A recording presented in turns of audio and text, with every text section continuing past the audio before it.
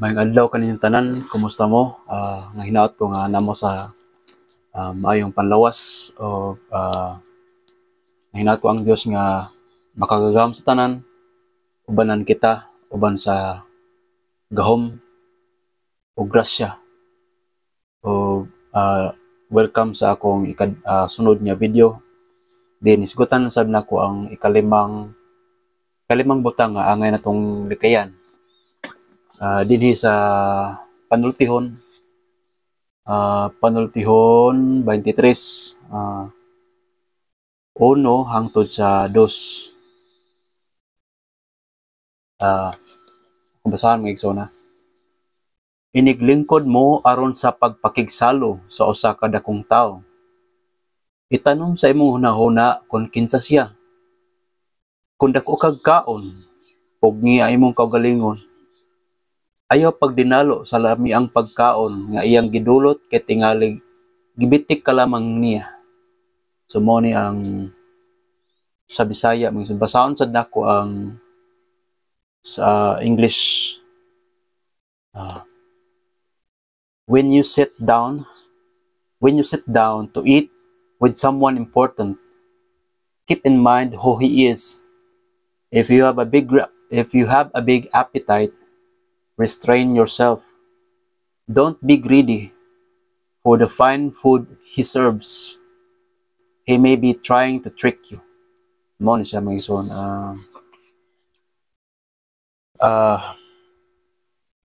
Nagisgot ni siya mga igsoon sa mga kumbira bitaw.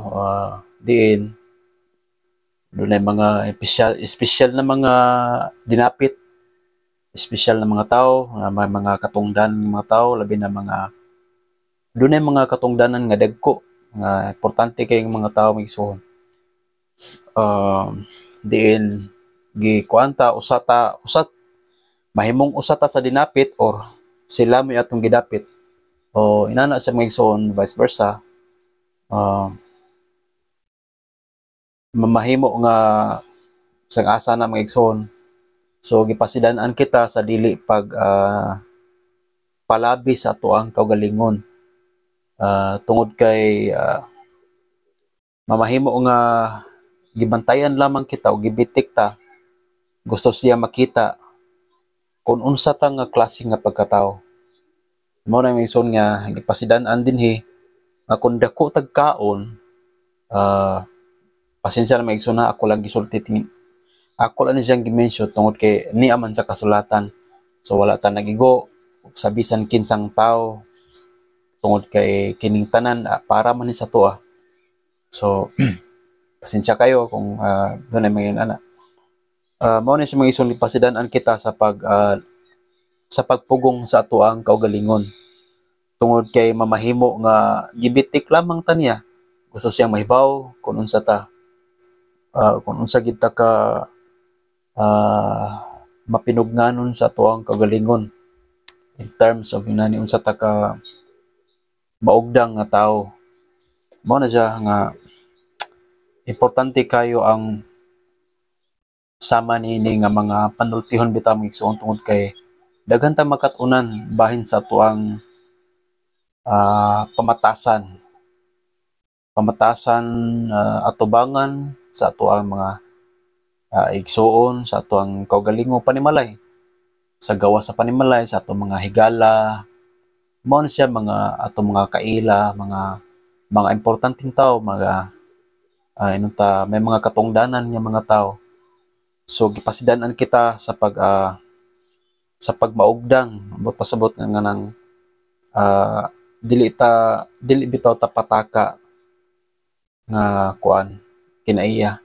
So ang ato ang kinaiya is pinahimutang tungod kay itudloan man kita sa mga maayong pamatasan dinhi sa Biblia mismo. Gikan gayud sa Dios, itudloan kita aron mahimo kitang angayan og takos sa iyahang pagkahalangdon.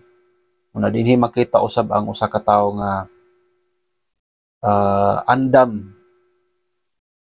sa og tagana sa mga butang nga sama niini.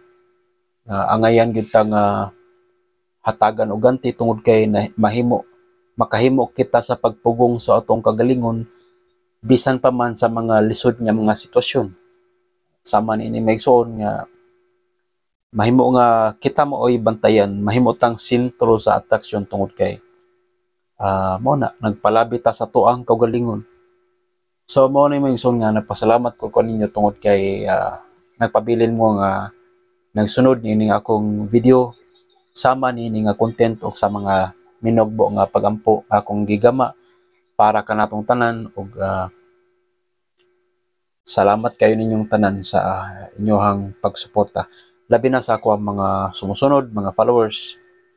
So, nanghinaot ko alang kaninyong tanan nga hatagan kita og grasya sa Dios. Tabang panalipod niya sa atua o dili lamang sa atua, lakip na sa tuang mga pamilya, mga mahal sa kinabuhi. Hatagan ta niya og maayong grasya. Mga kahibalo, kaalam, gagikan niya gayud mismo. Tungod kay siya man mo'y muhatag ani mga igsoon kini mga butang langit nun. Og mao ni maghatag nato kadasig sa atong pagkinabuhi nining kalibutan nga din puno gyud sa kalisod. Bisan ganig mga adunahan na mga higala naglisod gyapon sila.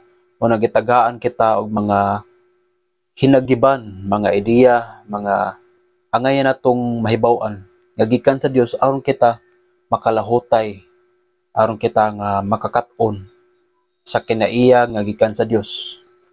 Mao na ako magpasalamat ko kaninyo tungod sa inyohang pagpaminaw sa pulong sa Dios. O nanghinaot ko nga magsunod mo sa sunod na kong video. Salamat kay kaning tanan. So bye-bye.